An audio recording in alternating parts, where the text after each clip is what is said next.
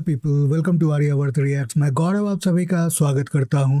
तो ऑपरेशन सिंदूर हमने देखा कि भारत की तरफ से किस तरह से तबाही मचाई गई है पाकिस्तान में, और फिर भी वो बेशर्म है और उन्होंने डिक्लेयर कर दिया कि वो जीत गए हैं।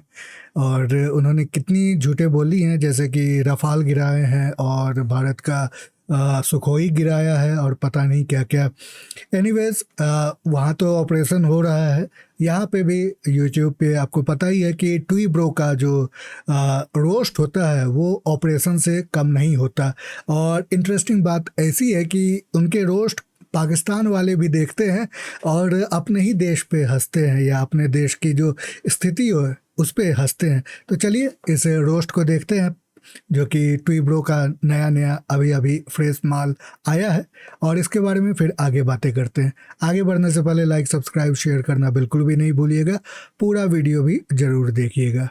चलिए आरंभ करते हैं, लेट्स स्टार्ट।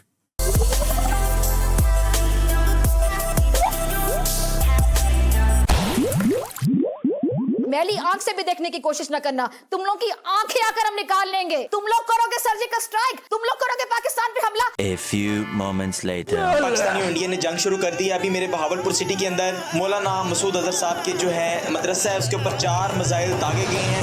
ये है मोदी सरकार का असल और मकरू चेहरा। रोती रहो। भाई पॉलिको ने हफ्ते भर से हल्ला भी बहुत मचाया हुआ था, कभी एटमी हमले के नाम पर, कभी पाक फौज के नाम पर। बंदे इंडिया को सीरियस ही नहीं ले रहे थे, और जब इंडिया ने पॉलिको को पेलना शुरू किया, बंदों को सारे भी अब मिसाइल नजर आ रहे हैं। ये हुआ, हाँ ये इधर को आ रहा है, हाँ वो आ रहा है। Guys, we are standing on the roof and there's something is shining. It's coming towards us. या अल्लाह मदद करी, अल्लाह रहम करी, अल्लाह करम करी। इस कदर तो पॉलिको की फटी पड़ी है, बंदे आसमान में नजरें गड़ाए बैठे हैं, और जैसे ही पॉलिको को कोई खतरा महसूस हुआ,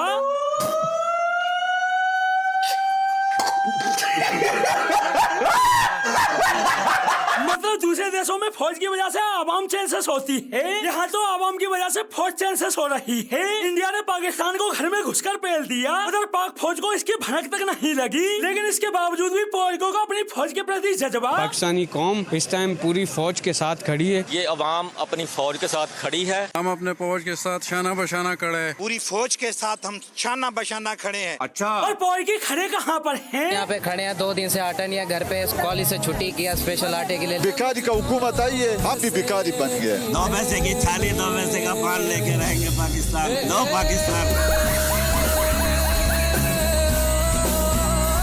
मतलब पॉलिको खुद के मुल्क में एक रोटी के लिए लड़ रहे हैं, और ये इंडिया से जंग लड़ेंगे। क्या रे भिखमंगिया, क्या देख रहे हैं? इन पॉलिको की बकचोदी के बारे में मैं क्या ही बोलूं। बंदों के ऑपरेशन सिंदूर के बाद से ही फटी पड़ी है, लेकिन इंडिया के प्रति जज्बा साले ऐसे दिखाएंगे जैसे इंडिया के लिए ये अकेले ही काफी हो। इंशाल्लाह ताला जैसे ये बांधे में बांध के हम पहुंच जाएंगे। और अब तो फिजाई जंग है, कोई बात नहीं, फजा में भी पहुंच जाएंगे हम। हाँ। कैसे? हाँ कैसे?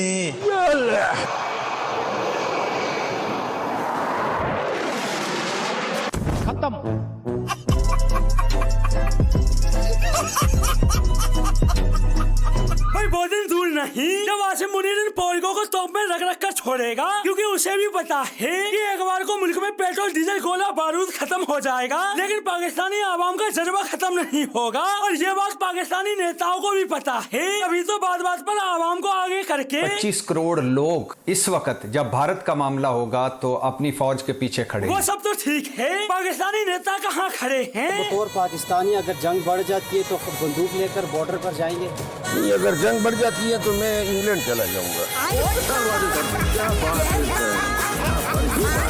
मतलब पाकिस्तानी नेताओं को आवाम की रत्ती भर भी नहीं पड़ी, लेकिन पाकिस्तानी आवाम इनके लिए फटने को तैयार है, बस इनमें थोड़ी चाबी भरने की देर है। अब हमारा हर किसान, हर शहरी, हर मकाते में फिक्र लोग फौजी है इस वक्त। बस फिर क्या था, जैसे ही आवाम को फौजी कहकर संबोधित किया, पाकिस्तानी आवाम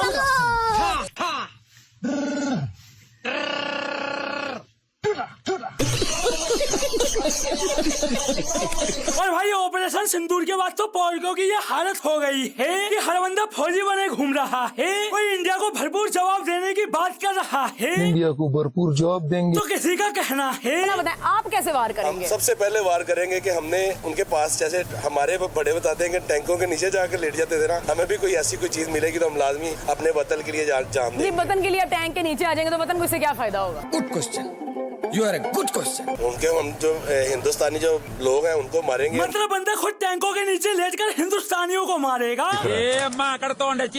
थप्पड़ हो जाएगा, पापड़ हो जाएगा। हट बाजू में। भाई ये तो पॉलिको का IQ लेवल है। बंदों को बस भोगने से मतलब है। भोगना क्या है, बंदों को इससे कोई मतलब नहीं। और पॉलिको की ये मेंटेलिटी पाकिस्तानी नेताओं को भी पता है। तभी तो जो नेता कल तक कहते आ रहे थे पाकिस्तान के 24 करोड़ आवाम अपनी पाक फौज के साथ हैं। वो आज बच्चों तक को बीच में लाकर कह रहे हैं पाकिस्तान का बच्चा लड़ने के लिए तैयार है। और उधर पाकिस्तान का बच्चा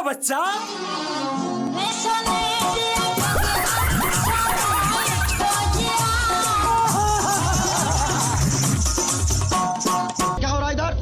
क्या मुजरा हो रहा है इधर? भाई पाक फौज के नाम पर मुजरा ही तो चल रहा है। आसिम मुनीर को इसका दल्ला बनाया हुआ है और पाकिस्तान को इसकी रख है, जिसको जब मर्जी कोई भी पेल कर चला जाता है। लेकिन इस सब के बावजूद भी पॉलिको का शर्म नहीं आती। बंदे अब भी अपनी फौज को लेकर भारत को और हमारा कोई डिफेंस जो इक्वालिटी है वो नहीं है। पाकिस्तान फार सुपीरियर है। वल्लू बता इसे बता। हिंदुस्तान और पाकिस्तान में 10 गुना का फर्क है। उनकी इकोनॉमी देख लें, उनका पॉपुलेशन देख लें, उनका लैंड एरिया देख लें। बस हो भाई अभी इंडिया पाकिस्तान टेंशन को हफ्ता भी नहीं गुजरा कि बंदों ने दूसरे देशों के आगे हाथ फैलाने शुरू कर दिए हैं। कभी चीन से भीख मांगते फिर रहे हैं। पाकिस्तान ने चीन से $1.4 अरब की दरख्वास्त कर दी। तो कभी IMF से उम्मीद लगाए बैठे हैं। पाकिस्तान की मैशत को साल की सबसे बड़ी खुशखबरी मिलने का इम्कान, IMF से $2.3 अरब मिलने की उम्मीद। कंगाल ससुरे। और अपनी इस हालत के बाद पॉलिको इंडिया को धमकी देते फिर रहे हैं। और ये धमकी अपनी भाषा में नहीं दे रहे, बल्कि मोदी जी ने दुनिया को चेताते हुए इंग्लिश में धमकी दी। तो उधर पाकिस्तानी भी देखें, इंडिया शुरू से हमारा दुश्मन है। India is very bad enemy of us and we will answer. अबे जल्दी बोल, कल सुबह पनवेल निकलना है। With the stone. मैं भाई तू वापस जा। भाई पॉलिको की इन दिनों फटी पड़ी है, लेकिन बकचोदी खत्म नहीं हो रही। जबकि कुछ दिनों में ही पॉलिको की इंडिया ने ये हालत कर दी है कि कल तक जो बंदे कहते फिर रहे थे हम तो अपने हुकूमत और फौज के साथ खड़े हैं, वो आज इंडिया के खौफ से बोल रहे हैं। जंग की सूरत में आपके क्या जज्बात होंगे, क्या रद्द-ए-अमल होगा? हमारे जज्बात ये हैं कि नवाज शरीफ और उसके बेटे इमरान खान और उसके बेटे जरदारी साहब और उसके बेटे आए, वो भी शहीद हों, हम भी शहीद होना चाहते हैं। हम करते हैं प्रबंध। तो दोस्तों आज के लिए बस इतना ही। तो देखा आपने, ये जो रोस्ट था वो बिल्कुल सटीक अपने लक्ष्य पे, अपने निशाने पे जाके लगा है। और इस तरह के उनके रोस्ट हमेशा से बुलसाई रहते हैं। बिल्कुल वो सटीक बम्बास्टिक ये रोस्ट करते हैं। अब यहाँ पे जितनी भी बातें कही गई है वो सब सच्चाई है। भारत ने जिस तरह से उनके पाकिस्तान के घर में घुस के तबाही मचाई है, खासकर जो उनका एयरफोर्स था, उनके 12 एयरफील्ड्स उसको तबाही की है। और उनके एयर डिफेंस होते हैं जो कि आपके देश में ड्रोन्स आने से बचाते हैं, मिसाइल्स आने से बचाते हैं, एयरक्राफ्ट आने से बचाते हैं। लेकिन यहाँ पे ये चाइनीज़ एयर डिफेंस वाले जो इक्विपमेंट्स थे वो बिल्कुल ही फेल हो गए और भारत कहीं भी और कभी भी उनको ख़त्म कर रहा था। खासकर आपने देखा बहावलपुर, जहाँ पे हाफिज़ सईद उसका ठिकाना है, वहाँ पे जो उसकी आतंकवादी ट्रेनिंग चलती है। और उसी तरह मुरीद के एक जगह है, वहाँ पे भी मसूद अजहर का वो ठिकाना है और वहाँ पे उसकी ट्रेनिंग चलती है, जो कि जैसे मोहम्मद है। और जैसे मोहम्मद का ही एक टुकड़ा था, एक फैक्शन था जो कि रेसिस्टेंट फोर्स करके है, और पहलगाम में उसका ही वो फैक्शन वो अंजाम दिया था। तो इसीलिए बहुत ही ज़बरदस्त भारत की तरफ से रिएक्शन दिया गया है। और फिर भी पाकिस्तानी इतनी डिल्यूज़न में रहते हैं कि वो जीत डिक्लेयर कर चुके हैं। अब वहाँ के लोगों जैसे आपने सुना अभी भी आटे के लाइन में लगे हुए हैं, तो वहाँ के लोग यही काम करते हैं। कॉलेज स्टूडेंट जो अपना कॉलेज छोड़ के अभी आटे के लाइन में लगा है, तो ये पाकिस्तान का नेचर है और सिचुएशन उनकी बहुत ही ख़राब है। आप बलोच जो रेसिस्टेंस फोर्स है उनके कई समाचार सुनते होंगे जहां वो पाकिस्तानी मिलिट्री को टारगेट कर रहे हैं, और भारत ने भी ये अब कह दिया है पूरी तरह से कि एक और आतंकवादी हमला, एक और जिहादी हमला वो अब एक्ट ऑफ वॉर कहेंगे और उसके बाद पाकिस्तान बचेगा नहीं। तो ये पूरा मामला है। चलिए देखते हैं आगे क्या होता है। उम्मीद तो है कि भारत POJK जो है अभी पाकिस्तान ऑक्युपाइड जम्मू कश्मीर और गिलगित बल्तिस्तान वो फिर से भारत में मिले, कश्मीर जम्मू कश्मीर में मिले, ये आशा है। और साथ में पाकिस्तानी जो है उसके भी टुकड़े टुकड़े हो ताकि ये देश ख़त्म हो जाए, जैसे हमने 1971 में 2 देशों में इसको बांटा था। होपफुली आपकी क्या राय है मेरे कमेंट सेक्शन में मुझे ज़रूर लिखे बताएं। साथ में लाइक, सब्सक्राइब, शेयर करना बिल्कुल भी नहीं भूलिएगा। और पूरा वीडियो देखने के लिए बहुत बहुत धन्यवाद। मिलते हैं अगली बार, तब तक के लिए बाय बाय।